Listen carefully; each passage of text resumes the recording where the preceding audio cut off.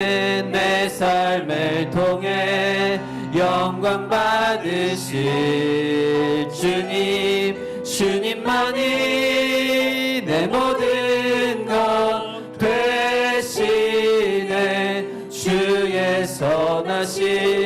우리 처음부터 한 번 더 고백합니다. 믿음과 삶을 살아내는 실력이 너무나 다른 내 모습을 볼 때에 이 모습도 주가 사랑하실까. 자신 없는 내 모습 그저 주님 앞에 있네. 나 같은 자도 사랑하여 주시고 한 번도 나를 떠나지 않으셨네. 아픔 속에 주를 작게 여긴 날 꾸짖지 않으시고 내 손 잡아주시네. 오직 주님 안에 두려움 없네. 고난을 통해 날 만드심을 믿네. 주님만이 내 모든 것 되시네. 주의 강한 손 날 붙드시네. 오직 주님 안에 소망 있네. 내 삶을 통해 영광 받으실 주님, 주님만이 내 모든 것 되시네. 주의 선하심. 오직 주님 안에 소망 있네. 오직 주님 안에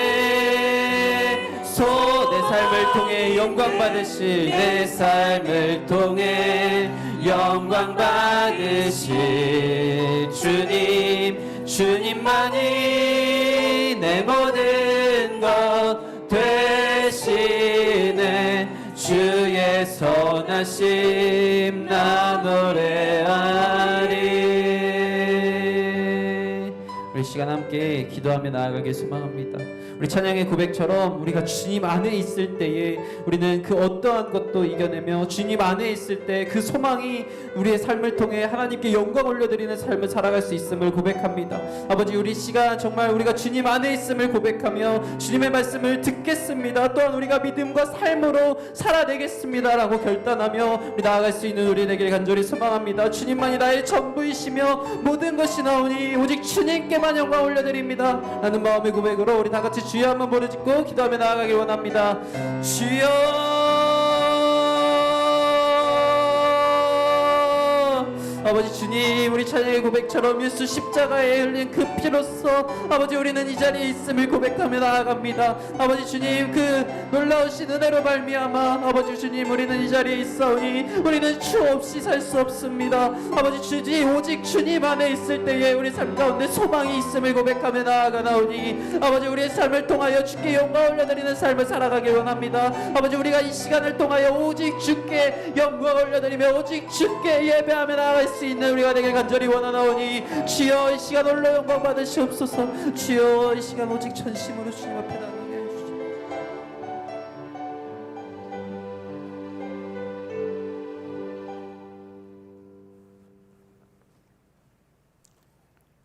우리 하나님, 나의 주님, 지금까지 은혜로 내려주신 하나님 아버지께 감사드립니다.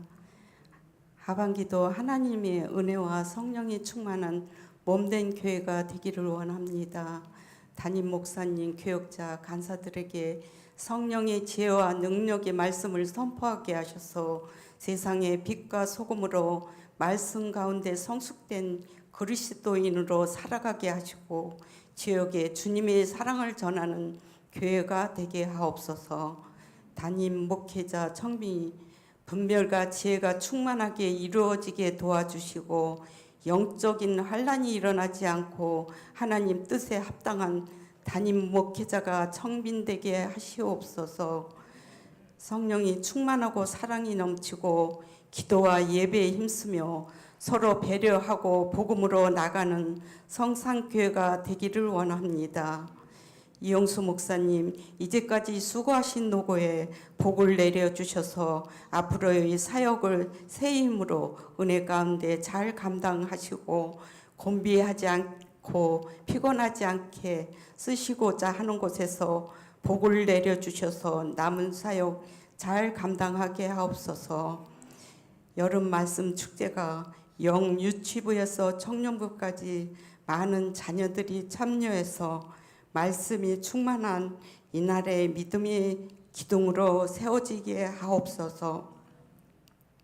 여름 말씀 축제를 위해 진행하고 있는 교육자, 간사, 교사, 헌신하는 손길 위에도 하나님의 은혜와 복으로 나아가게 하옵소서.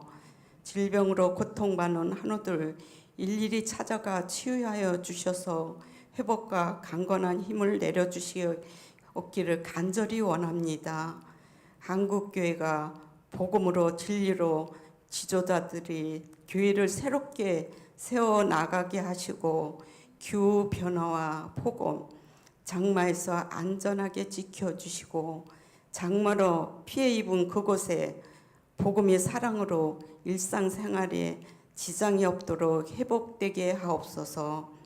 여러 갈등으로 분열된 이 나라가 예수 그리스도의 은혜로 화합되기를 원합니다.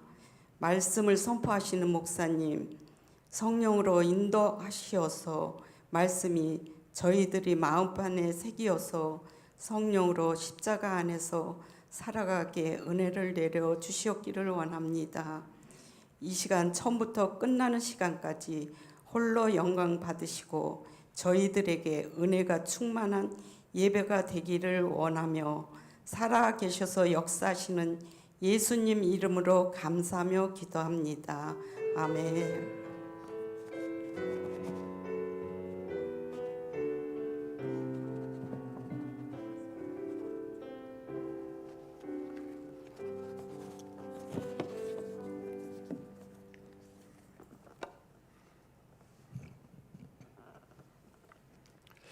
하나님 말씀 보시겠습니다.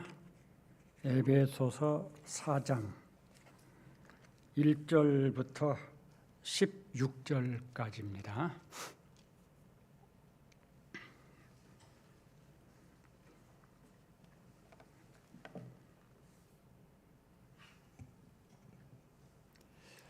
에베소서 4장 1절부터 16절까지 제가 봉독하겠습니다. 그러므로 주 안에서 갇힌 내가 너희를 권하노니 너희가 부르심을 받은 일에 합당하게 행하여 모든 겸손과 온유로 하고 오래 참음으로 사랑 가운데서 서로 용납하고 평안의 매는 줄로 성령이 하나 되게 하신 것을 힘써 지키라. 몸이 하나요 성령도 한 분이시니 이와 같이 너희가 부르심의 한 소망 안에서 부르심을 받았느니라. 주도 한 분이시요 믿음도 하나요 세례도 하나요 하나님도 한 분이시니 곧 만유의 아버지시라. 만유 위에 계시고 만유를 통일하시고 만유 가운데 계시도다. 우리 각 사람에게 그리스도의 선물의 분량대로 은혜를 주셨나니 그러므로 이르기를 그가 위로 올라가실 때에 사로잡혔던 자들을 사로잡으시고 사람들에게 선물을 주셨다 하였도다. 올라가셨다 하였은즉 땅 아래 낮은 곳으로 내리셨던 것이 아니면 무엇이냐? 내리셨던 그가 곧 모든 하늘 위에 오르신 자니 이는 만물을 충만하게 하려 하심이라. 그가 어떤 사람은 사도로 어떤 사람은 선지자로 어떤 사람은 복음 전하는 자로 어떤 사람은 목사와 교사로 삼으셨으니 이는 성도를 온전하게 하여 봉사의 일을 하게 하며 그리스도의 몸을 세우려 하심이라.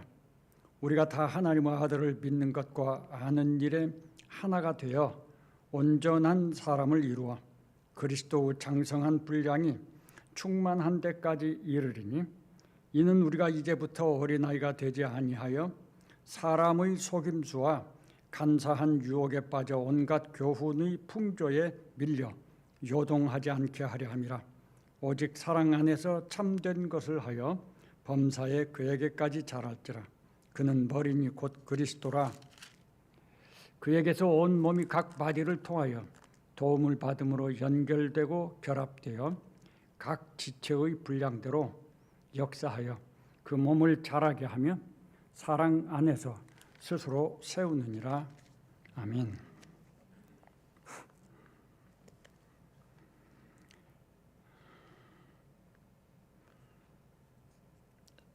(3장은) 건너뛰었습니다.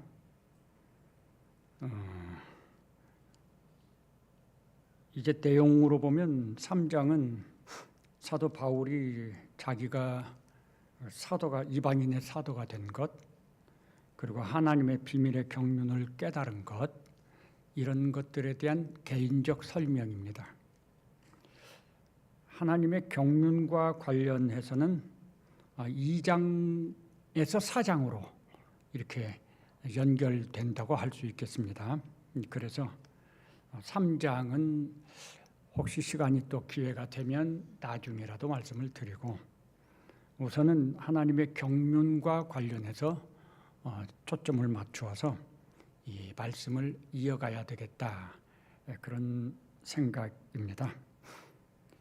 2장 맨 끝에를 한번 보시면요, 21절에서 그의 안에서 건물마다 서로 연결하여 주 안에서 성전이 되어가고 너희도 성령 안에서 하나님이 거하실 처소가 되기 위하여 그리스도 예수 안에서 함께 지어져 가느니라.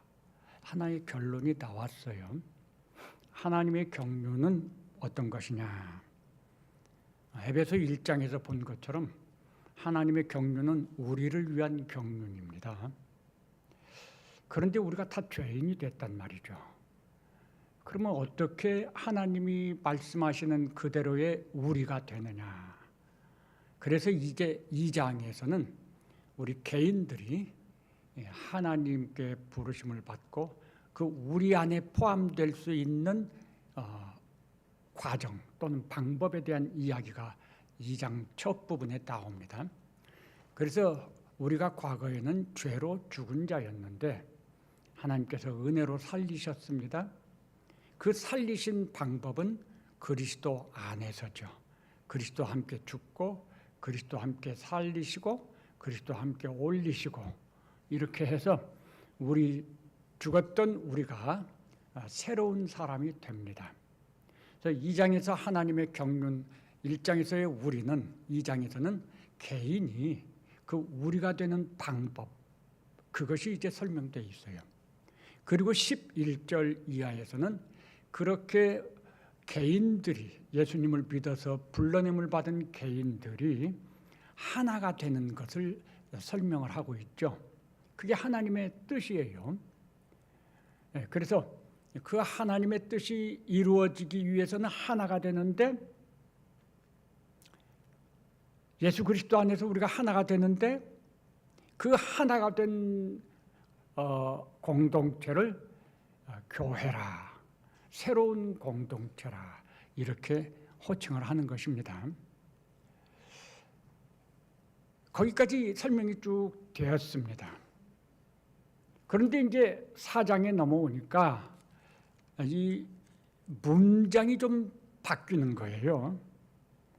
4장은 그러므로 하나가 되게 하셔서 새로운 공동체를 하나님께서 허락을 하셨어요. 이게 이제 계획을 말한 거죠. 현실적으로 보다도 하나님의 뜻이 그렇다라고 하는 거예요. 그러면 뭔가 긍정적인 것이 설명이 돼야 한다고 보여져요. 그런데 이 4장부터는 좀 그러질 못해요. 그래서 여기 4장 우리가 읽은 데를 보면, 그러므로 주 안에서 갇힌 내가 너희를 권하노니 너희가 부르심을 받은 일에 합당하게 행하라. 합당하게 행하라고 하는 것은 뭔가 우리의 현실에서 합당하지 못한 것들이 있음을 전제하고 있는 거죠. 그 다음에 또 쭉 보면 성령의 하나 되게 하신 것을 힘써 지키라. 역시 이 힘써 지키라고 하는 이 말씀도 뒤집어서 놓고 보면은 우리가 그렇게 힘써 지키는 수고와 노력을 해야 할 정도로 우리의 현실은 그렇지 못하다라고 하는 것이 전제되어 있는 거예요. 하나님께서 하나 되게 하시고 새로운 공동체가 되게 하셨습니다. 사실 이 새로운 공동체, 이 교회는요, 하나님의 나라를 설명한 거거든요. 근데 하나님의 나라 하면은 완성된 하나님의 나라가 우리의 마음속에 들어와야 되는 것인데 4장에서는 문제가 있는 것들을 지금 말씀하고 있다는 거예요. 이 문맥에서 볼 수 있는 요 차이, 이게 왜 이런 일이 일어나는가? 저는 그 문제가 하나됨에서 문제가 나왔다라고 생각을 했어요. 왜냐하면 우리가 각 개인들이 모여서 하나가 되어서 새로운 공동체를 만드는 거거든요. 그런데 그 하나가 된다고 하는 이것은 새로운 공동체가 되어져 가는 데 있어서 필요한 거예요. 문제는 이 하나가 되는 여기에서 많은 그 갈등과 문제가 있는 거죠. 그래서 새로운 공동체로서 온전히 하나가 되지 못하고 있다. 그게 현실이다. 라고 하는 걸 지금 전제하고 있는 거죠. 바울이 에베소 교회에 이 편지를 써서 이런 권면을 하는 이유도 그런 것이죠. 에베소 교회 안에 문제가 있었다. 그들은 당연히 새로운 공동체로서 하나가 돼야 하는데 하나가 되지 못하고 있었다라고 할 수 있겠습니다. 이 하나가 되지 못하는 것은 초대교회 때부터 지금까지 계속 그런 모습이었다라고 말할 수가 있을 것 같아요. 자, 왜 이런 상황이 벌어졌느냐? 왜 이런 권면이 우리한테 필요하게 됐는가? 왜 하나된 것을 힘써 지키라고 하셨을까?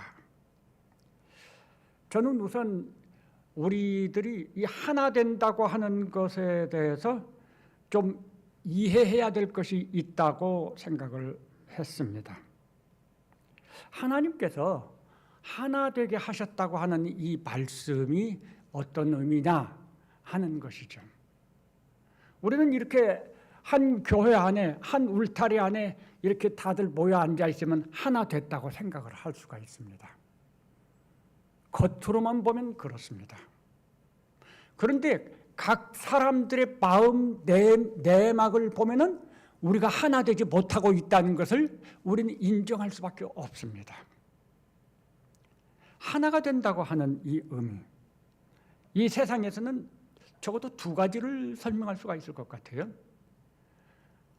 우리가 흔히 볼 때 이 중고등학교 학생들은 교복을 통일하죠. 교복 입고 다 나오면 하나 된 것 같아요. 군대에 가면 군인들의 복장이 있고요. 경찰들은 경찰들의 복장이 있고, 운동선수들은 그들의 그 복장이 정해져 있죠. 그래서 그걸 다 입어야 돼요. 그렇게 하면 하나 된 것 같아요. 외적으로 하나가 되는 이런 것이 있어요. 하나님께서 우리를 하나 되게 하셨다고 하는 이 말씀의 의미가 과연 그런 의미일까? 아니죠. 당연히 그게 아닙니다. 하나님께서 하나 되게 하셨다고 하는 이 의미는 천지창조의 시간에 우리에게 본을 보여주신 것입니다. 그것은 바로 다양성의 조화입니다. 옷을 똑같이 입는 건 획일성이죠. 이 세상에서는 하나 되게 한다 할 때 획일적인 것을 자꾸 추구해요. 똑같이 하도록 만들죠. 그런데 하나님께서 하나님의 나라를 생각하시고 창조하신 이 창조 만물은요, 다양성을 가지고 있어요. 다양성에 대한 건 창세기 1장에 읽어보면 정말 잘 알 수 있죠.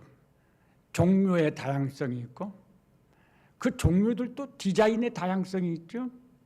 목소리의 다양성이 있죠. 어느 것 한 가지 똑같은 게 없잖아요. 너무 다양해요. 그런데 하나님께서 그 창조하실 때 매일매일 창조하시면서 매일의 창조도 같은 식물이면 식물, 동물이면 동물 뭐 이런 것인데 그 속에서 다양성이 있으니까요. 그런데 그렇게 매일 창조하신 것을 보시면서 말씀하시기를 보시기에 좋았더라. 그렇게 말씀하셨거든요. 그게 다양성의 조화입니다. 그리고 이래 동안 사람까지 다 창조하신 다음에 창조된 전체를 보시면서 또 말씀하시죠. 보시기에 심히 좋았더라. 개별적으로도 그것들은 보시기에 좋았습니다. 그런데 그 개별적으로 좋은 것들이 서로 충돌되거나 모순됨이 없어요. 함께 어우러져서 조화를 이루는데 같은 종들끼리만 조화를 이루는 게 아니라 이 종들까지도 세계 만물이 다 합해서 하나가 되는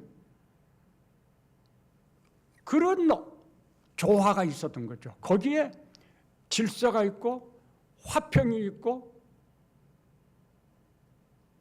선함이 있고 하나님이 아름답다고 말씀하실 때 저는 바로 그런 것이 아름다움이구나. 하나님의 마음속에 있는 선함, 하나님의 마음속에 있는 아름다움은 그런 거로구나. 이런 생각을 합니다. 하나님께서 우리를 죄 가운데서 죽은 자 가운데서 살리시고 에베소 1장이 말하는 그 특별한 우리에 포함시켜가지고 세상에서 불러내서 하나가 되신 것은요, 겉으로의 하나, 복장의 하나, 획일적인 하나가 아닙니다. 우리들 각자가 다 개성 있는 존재감 있는 그런 존귀한 하나이면서 동시에 그런 우리가 전체로 모여서 조화를 이루는, 함께 어우러지는, 그래서 우리 가운데 화평이 있고 질서가 있고 거기에서 아름다움이 있는 이런 하나됨, 이게 여기 성경에서 말씀하는 하나 되게 하심의 의미라고 합니다.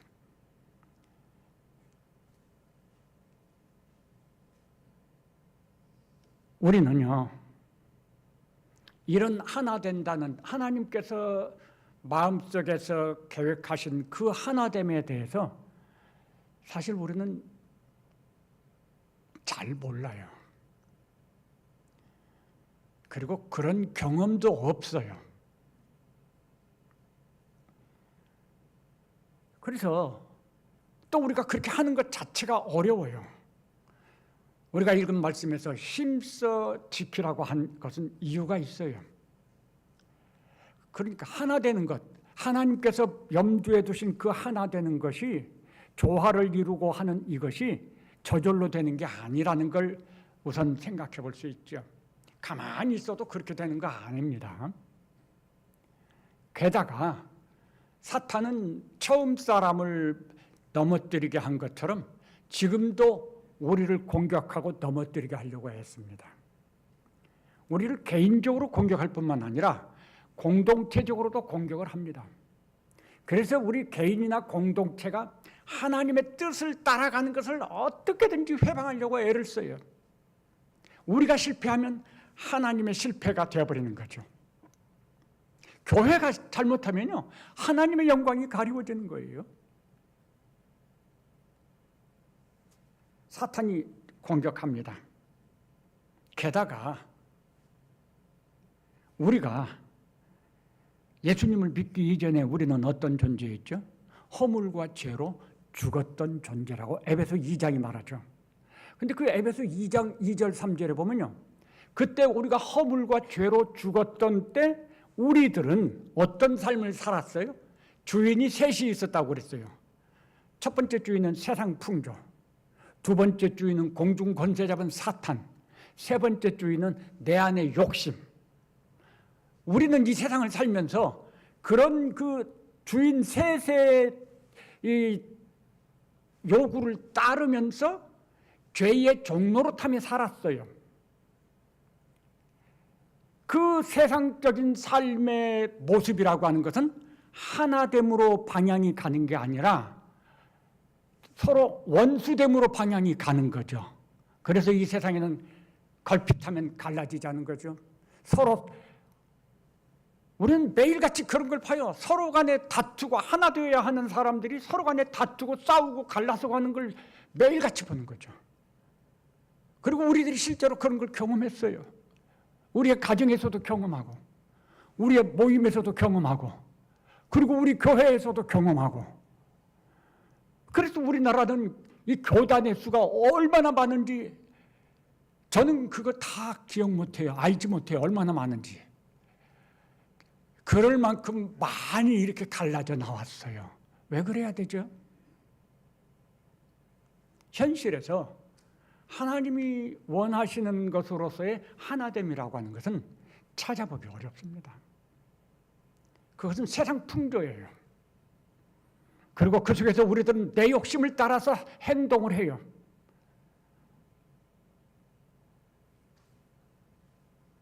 그러니까 내 욕심을 따라 행동한다는 게 뭐죠? 쉽게 얘기하면요. 지금 사거리가 나왔어요. 그런데 지금 어떤 욕심이 있죠? 내가 빨리 빠져나가고자 하는 욕심이 있는 거죠.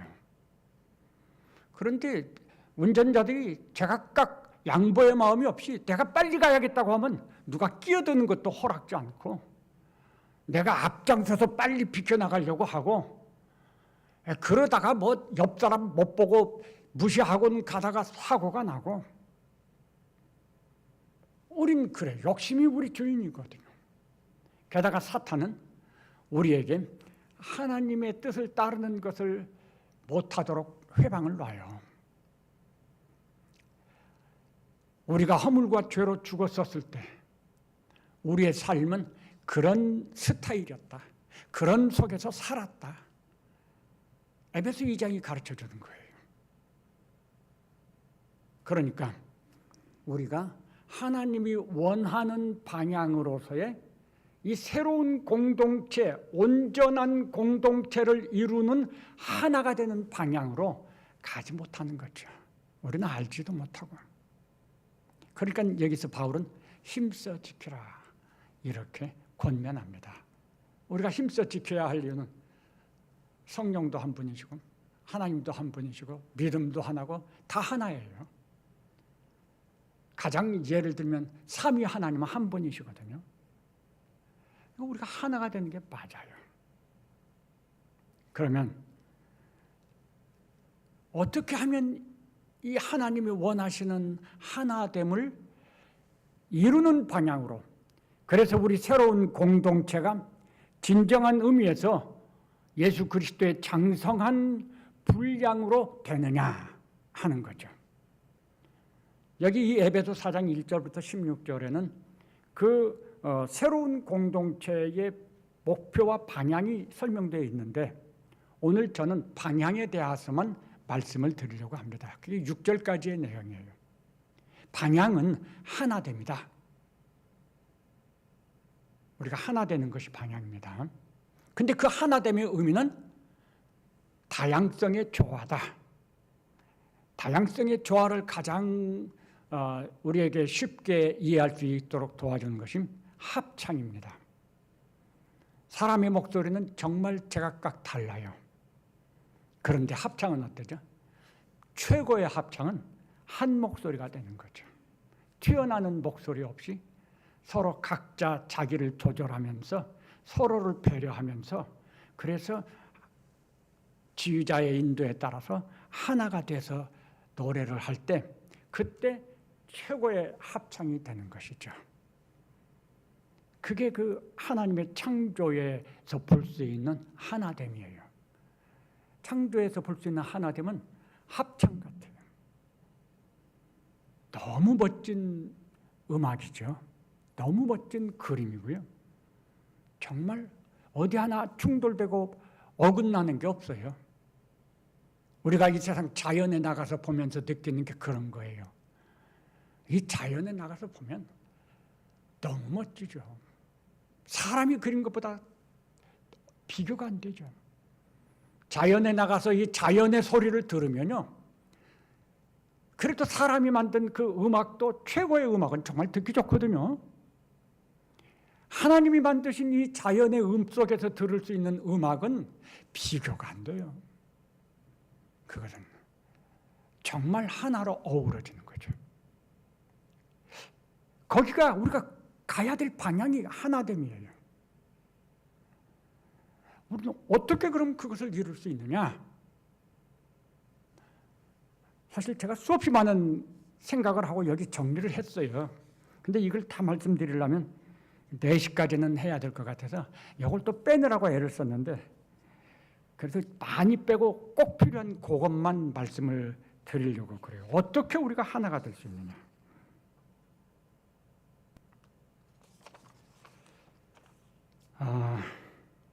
첫째로는요, 우리들 자기 자신의 정체성에 대해서 분명한 확신을 가져야 돼요. 그걸 이렇게 설명하는 거죠. 항상 우리가 이런 질문을 스스로에게 하시면 돼요. 나는 어떤 존재냐? 나는 누구냐? 이 질문을 항상 하세요. 거기에 대해서 대답을 해야 돼요. 뭐라고 대답을 하면 정답일까요? 허물과 죄로 죽었던 나인데 하나님께서 살려내신 나다. 그걸 이 에베소 4장에서는 부르심을 받은, 이렇게 표현했어요. 나는 부르심을 받은 자다. 부르심을 받았다는 것을 다르게 설명하면 불러내심을 받았다, 이 말이에요. 어디서? 허물과 죄로 죽었던 가운데서, 그런 사람들 속에서 불러냄을 받은 자, 이게 믿는 성도들인 거예요. 나는 불러냄을 받은 자다. 전에 말씀드렸죠. 우리는 불러냄을 받은 것이고 처음 사람은 택함을 받은 것이고, 처음 사람의 택함을 받았다는 그 표현이 죄인이 된 우리는 부르심이라는 표현으로 바뀌었다는 거죠. 불러냄을 받은 자다. 이게 우리 자신의 존재, 정체성에 관한 말이죠. 이 이해를 분명히 해야 돼요. 이런 나의 정체성에 대해서 확고할 때 거기에서부터 우리의 선택과 결정이, 방향이 좌우된다라고 하는 것이죠. 이 자기 정체성이 불분명하면요, 내가 이걸 해야 될까, 이걸 해야 될까 잘 분별할 수 없을 때가 있어요. 제가 죄송하지만 MBTI라고 하는 것을 배웠어요. 그런데 처음에 시험을 봤을 때, 검사를 했을 때와 나중에 검사를 했을 때는 유형이 다르게 나왔어요. 나중에 검사한 것이 이제 저의 유형이에요. 그래서 제가 나의 유형이라고 받아들인 그것을 생각하면서 그걸 따라서 행동을 하고 여러 가지 태도를 다 가지고 그래 보니까 그게 나한테는 딱 평화가 있는 거예요. 불편하지 않은 거예요. 아, 이게 나로구나. 그렇게 깨달았어요. 그렇게 내가 나에 대해서 깨닫고 나니까 뭔가 결정하고 행하려고 할 때 헷갈리는 것이 좀 줄어들더라고요. 내가 나를 이해하지 못했을 때는요, 옆에서 다른 사람들이 이거 해, 이거 해. 우리 어르신들이 이거 해, 이거 해. 근데 내 마음에서 또 이거 해, 이거 해 하는 소리가 있거든요. 그래서 이게 갈등이 생겨요. 어떻게, 어느 쪽을 택해야 될지 모르겠어요. 그런데 내가 나를 이해하는 것이 확실해지면서 아, 내가 선택할 수 있는 건 이거다 라고 분명한 분별이 생기기 시작했어요. 그래서 지금은 저 자신의 삶이 상당히 즐거워졌어요. 편안해지고. 저는 그런 거라고 생각을 해요. 하나님께서 우리가 우리 자신의 정체성에 대해서 확고하게 이해하는 것은요, 내가 무엇을 택해야 되고 어떤 방향으로 가야 할지에 대해서 결정하는데 매우 도움이 된 거라 하는 것이죠. 내가 허물과 죄로 죽었던 자다. 그러면 우리는 어느 쪽으로 가려고 하겠습니까? 그럼 당연히 세상 따라가려고 할 거예요.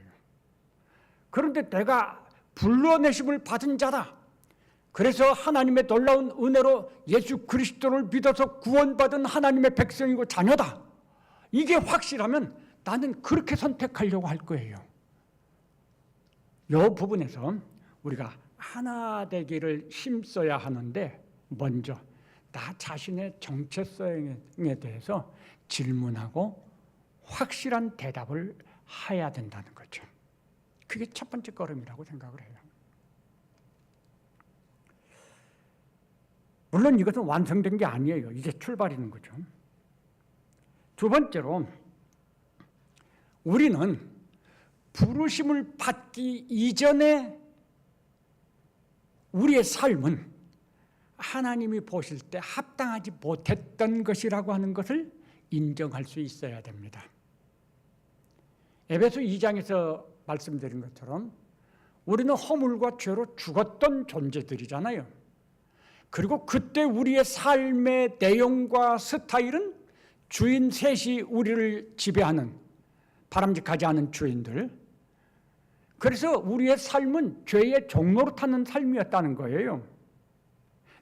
우리들 각자가 생각할 때 그래도 나는 성실하고 나는 도덕적이고 난 뭐 남들보다는 착해. 혹시 그렇게 생각할 수 있을지 모르겠어요. 그런데 우리 전체적으로는 그게 아니에요. 우리의 삶의 스타일은요, 세상 따라가는 거였어요. 세상과 똑같은 모습이었어요. 우리의 삶의 목표도 그랬어요. 복 받고 돈 벌고 부자 되고 세상에서 성공하고 이런 게 우리 삶의 목표였다는 거죠. 세상이 목표입니다. 방향도 그랬어요. 성공이 최고의 미덕이죠. 우린 그렇게 살았어요. 하나님께서 기뻐하시는 삶이 아니었다. 왜? 허물과 죄로 죽어 있었으니까요. 죽었던 사람이 어떻게 하나님이 기뻐하시는 것을 살 수 있습니까? 알지도 못해요. 그것이 뭔지. 하나님과 원수가 되어 있었거든요. 우리 그 사실을 인정해야 돼요. 그때의 우리의 주인, 우리의 삶의 목표와 방향, 우리의 습관, 우리의 사상, 우리의 말과 행동, 가치관, 이런 것들은 하나님이 기뻐하는 방향, 새로운 새 사람 된 그 방향이 아니었다. 이걸 인정을 할 수 있어야 돼요. 이거 인정하지 않으면요, 죄송하지만 하나님의 뜻을 따르지 못해요. 왜냐하면 배우려고 하지 않기 때문에 그렇습니다. 우리는 배워야 되거든요. 근데 내가 잘하는 거 있는데 쉽게 예수님의 말씀을 빌리면요, 병든 자라야 의사가 필요하죠. 건강한 자에게는 의사가 필요 없다. 우리들이 만일 건강한 자라고 스스로 생각한다면 구세주가 필요 없어요. 내가 죽을 수밖에 없는 죄인이라고 하는 걸 인정해야만 구세주가 필요한 거죠. 내 삶이 과거에는 잘못된 방향으로 가고 있었고 그런 것으로 가득 차 있었습니다. 내 마음의 생각은 욕심으로 가득 차 있었습니다. 이런 것들을 인정할 수 있어야만 그런 것들을 다 내려놓고 새로운 것을 받아들이려고 하겠죠. 예수님은 그렇게 말씀하셨어요.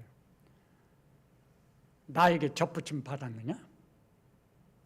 그러면 이제는 내 안에 거하라. 내 안에 거하라는 이 말씀이 뭐죠? 예수님께 접붙임 받아서 새 사람이 됐으면 이제는 예수님을 주인으로 모시고 예수님이 주는 것을 다 받아들이고 예수님을 따르라는 거예요. 그런데 어떤 사람은 예수님께 접붙임 받았는데 예수님께 맡기지 않아요. 예수님 말씀 따르지 않아요. 자꾸 내 생각을 가지고 주장하고 거절하는 거죠. 그럼 그건 믿음의 삶이 아니에요. 그리고 조만간에 믿음에서 떨어져 나가게 돼 있어요.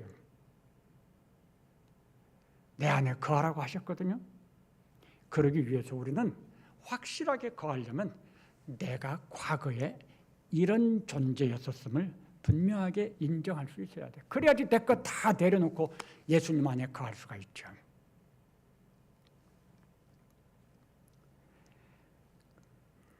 세월이 지났는데도, 믿음의 세월이 지났는데도 전혀 변화가 없는 사람들이 있어요. 믿기 전하고 똑같은 경우들이 있어요. 왜 그럴까? 변화의 필요를 모르거나 못 느끼기 때문에 그렇습니다. 왜 변화의 필요를 모르거나 못 느끼죠? 내가 건강한 사람인 거예요. 그렇게 생각하고 있는 거죠. 난 문제가 없다고 생각하는 거죠. 난 잘 살았다고 생각하는 거예요. 그러면 변할 수가 없어요. 예수님 말씀대로 따르려고 하잖아요. 자꾸 자기 주장을 하게 되겠죠. 하나가 되기 위해서, 하나님이 기뻐하시는, 목적하시는 그 하나가 되기 위해서 필요한 세 번째는요, 좀 전에 말씀드렸어요. 부르심을 받은 일에 합당하게 행하는 것을 새롭게 배워야 돼요. 믿었으니 다 됐다, 이런 생각은 미혹이에요. 죄로 죽었었을 때 우리가 배운 것이 무엇이죠? 죄로 죽어 있었던 때 그때 우리가 알고 행한 것이 무엇이죠? 그때 우리가 배우고 알고 행한 것은요, 부르심을 받은 자가 되어서 새로운 삶을 살아야 하는 이 부르심에 합당하게 행하는 이것과는요 근본적으로 다른 거예요. 우리가 이제 혼란을 일으키는 것이 있어요. 사랑, 이렇게 세상도 사랑을 말하고 성경도 사랑을 말해요. 세상에서 사랑이라고 하는 것 수없이 많이 참 포장지를 멋지게 씌워서 말하죠. 그 사랑이 성경에서 말하는 사랑이 아니라는 것을 우리는 이해를 해야 돼요. 성경에서 말하는 사랑과는 급도 다르고 의미도 다르고 내용도 달라요. 자, 좀 더 또 다른 말로 하면 우리가 예수님을 믿기 이전에, 즉 허물과 죄로 죽었던 때에 우리들은요, 뿌리가 어디에 있냐면요, 이 땅에 있어요. 땅에 뿌리 내리고 사는 거예요. 세상에. 그래서 세상 따라 사는 거죠. 예수님을 믿어서 새 사람이 된 사람은요, 뿌리가 땅에서 뽑혀서 하나님 나라에 옮겨 심겨진 거예요. 우리가 사는 공간은 같아요. 이 공간은. 근데 뿌리는 하늘과 땅의 차이가 있는 거예요. 근데 우리가 세상에서 사는 공간은 같이 살면서 하니까 똑같은 걸로 착각하면 안 되는 거예요. 이제 우리는 뿌리가 하나님 나라에 있어요. 이게 자기 정체성인 거죠. 그러면 하나님 나라에 뿌리를 둔 사람의 사랑과 지상에 뿌리를 둔 사람의 사랑은 표현은 사랑이라고 같은지 모르지만 실제는 엄청 다른 거예요. 전혀 다른 거예요. 기본이 다르죠. 공급처가 다르고 실제적인 모습도 다른 거예요. 그것을 갈라디아서 5장은 육체의 일과 성령의 열매로서 구분하여서 설명을 합니다. 우리가 맺는 것들은요, 우리가 나타난 행하는 것들은 육체의 일이에요. 비슷해 보여도 육체의 일에 속한 것입니다. 우리가 아니라 성령께서 인도하셔서 하나님의 말씀을 따라서 사는 것은요, 성령의 열매라고 해요. 육체의 일과 성령의 열매는 전혀 달라요. 비슷하지도 않아요.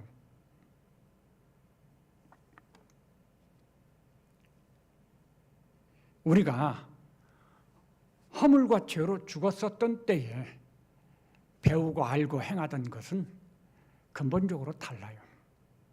우리는 모르는 거예요. 새로운 사람이 됐지만 이 새로운 사람으로서 하나 되는 이거에 대해서 배우지 않았어요. 과거에는. 연습도 안 해봤어요. 생각도 못했어요. 그걸 우리가 인정해야 돼요. 우리의 세상에 나이가 있고 세상에서의 삶의 지위가 있고 경험이 있으니까 우리는 됐다. 그런 게 아니에요. 우리가 예수님을 믿는 순간 우리는 하나님의 자녀로 새로 태어나는 거예요. 영적인 어린아이인 거예요. 우리는 그 부분에서는 하나도 배우지 않은 사람들이다 그 말이죠. 이걸 알아야죠. 그래서 우리는 배워야 돼요. 새롭게 배워야 하는 거죠. 그래서 믿음에서 자꾸 성장해야 돼요. 그래야지 부르심에 합당하게 행하는 자가 될 수가 있다는 것입니다.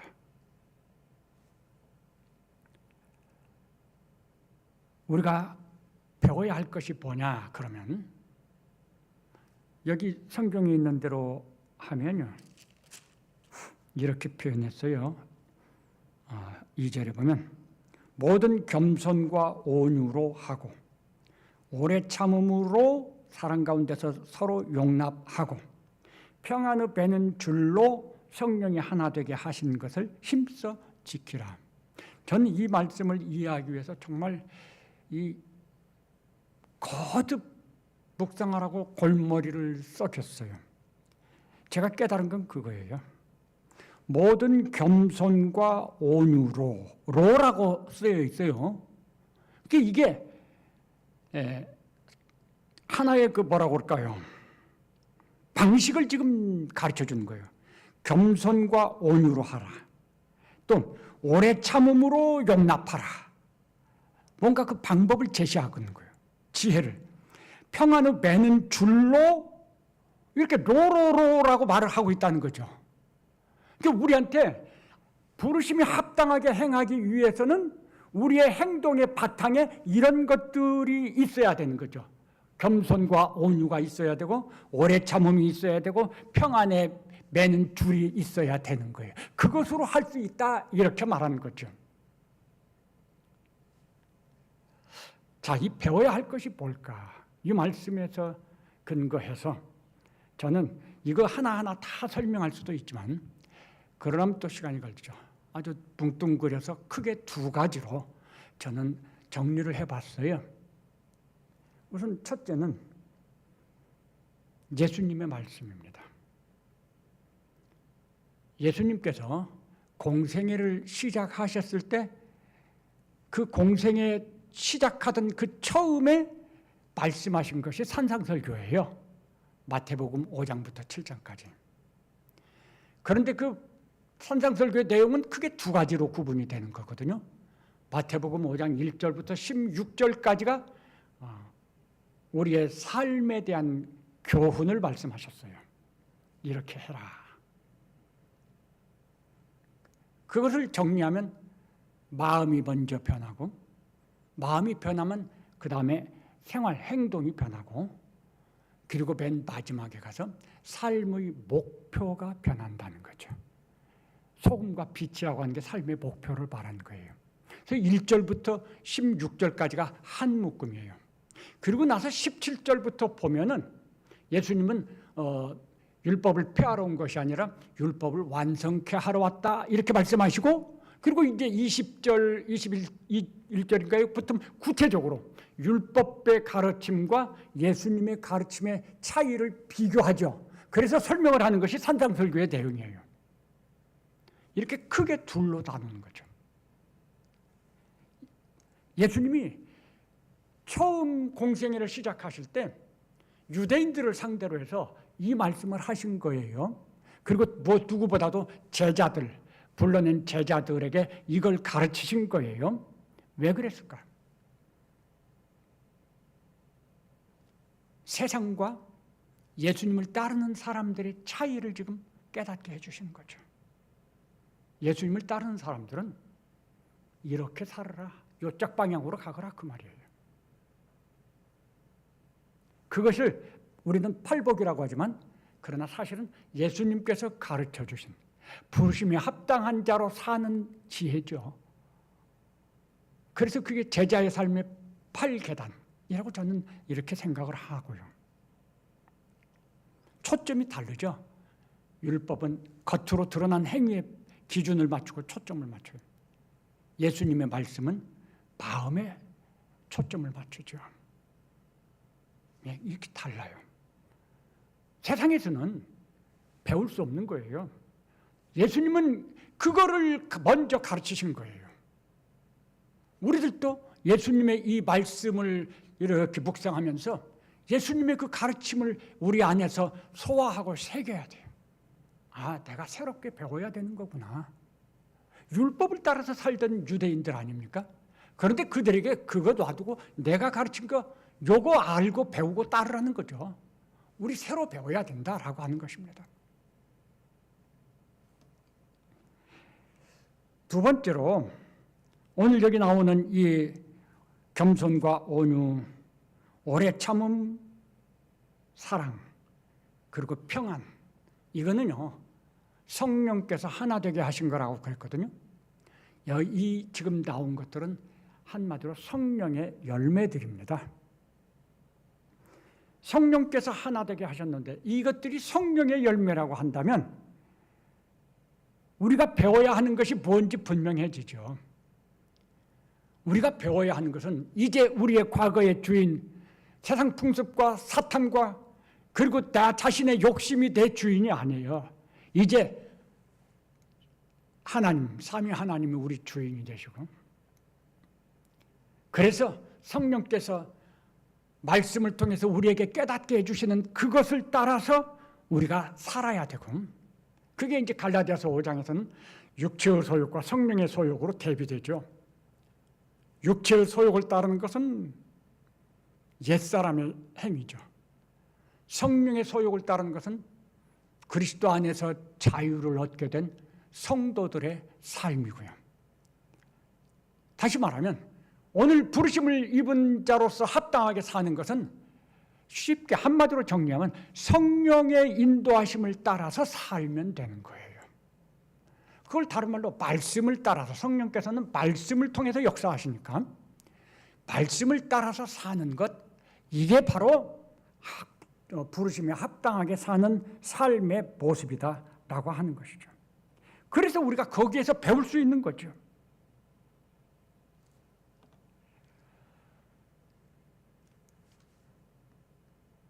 우리 이렇게 예수님의 말씀을 따르고 성령의 인도하심을 따라서 살 때에 우리는 비로소 하나님이 목적하신 온전한 하나, 새로운 온전한 공동체, 그게 이제 목표예요.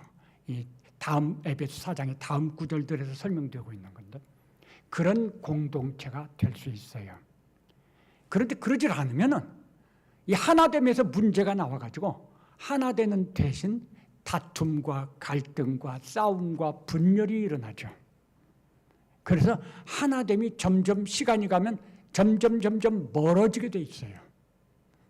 그건 우리 하나님의 나라에는 전혀 도움이 되지 않는 것이죠. 우리에게는 분명한 방향이 주어져 있다라는 걸 이해하시기 바랍니다. 하나님이 우리를 죽은 자 가운데서 불러내셨을 때 하나님은 분명한 방향을 가지고 불러내셨어요. 그것을 여기서는 이렇게 말했어요. 너희가 부르심을 받은 일이라는 표현을 썼거든요. 왜 그걸 불러내신 것을 왜 일이라는 표현을 거기에 덧붙였을까? 뭔가 하나님이 뜻이 있고 목적이 있어서 우리를 불러내셨다라고 하는 거죠. 그 목적이 뭐죠? 하나 되는 것. 그래서 온전한 새로운 공동체가 되는 것. 이 세상도 공동체입니다.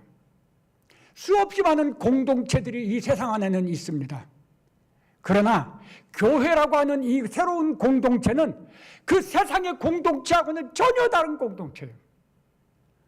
하나도 같은 것이 없어요. 그 차이를 이해하셔야 될 것 같아요. 우리는 특별한 공동체입니다.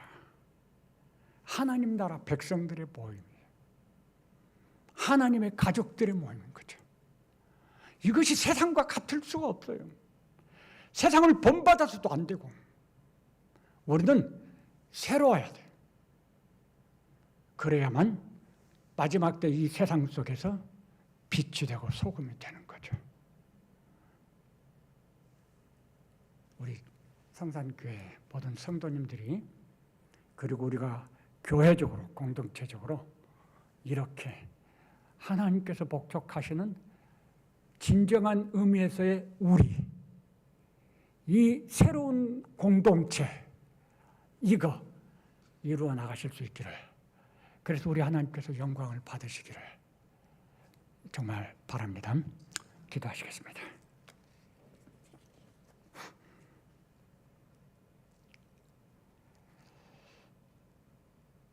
우리가 하나님의 뜻을 잘 이해하지 못하는 부분도 있고, 또 우리 안에 허물과 죄로 죽었던 때에 배웠고 가졌던 그런 습성과 지식, 욕심, 이런 것들이 있기도 해서 우리 하나님께서 우리 안에 우리에게 원하시는 그 온전한 하나됨으로 우리가 충분히 가까이 가지 못했다고 하는 것 인정합니다. 그러나 이제 말씀을 통해서 깨닫게 해주셨습니다. 참 감사합니다. 우리에게 나아가야 할 방향이 있고 도착해야 될 목표가 있다고 하는 것을 깨닫고 감사하면서 이제는 힘써 지키라고 하신 것처럼 그 방향, 하나 되는 방향으로 나가기 위해서 정말 우리 자신을 내려놓고 오직 성령 하나님의 인도하심을 따라서, 말씀을 따라서 살고 행할 것을 결심하고 다짐합니다. 우리의 이 결심이 무너지지 않고 시험받지 않고 흔들리지 않도록 하나님 도와주시옵소서. 시간이 갈수록 우리는 진정한 의미에서 우리가 되고 하나가 되도록 하나님 인도해 주시옵소서. 우리는 연약하고 부족한 것밖에 없음으로 하시는 하나님께서 강하게 역사하시고 주장해 주셔서 우리 안에서 마침내 하나님의 뜻을 다 이루시옵소서. 우리 가정에서 이루시고 우리 교회에서 이루시옵소서.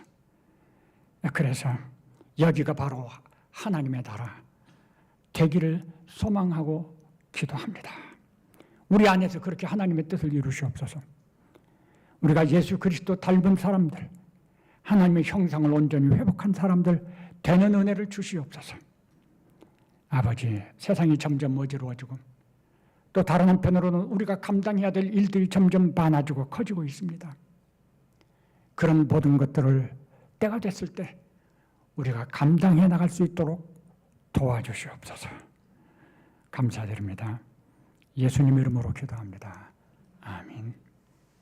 지금은 우리 구주 예수 그리스도의 은혜와 하나님 아버지의 크신 사랑과 성령 하나님의 감동, 감화, 충만 교통하심이 오늘 하나님의 뜻을 알고 온전히 하나 되기 위해서 오직 성령 하나님의 인도하심을 따라 살 것을 소망하고 결심하는 우리 모든 성도들과 가정과 우리 교회 위에 영원토록 함께 계실지어다. 아멘.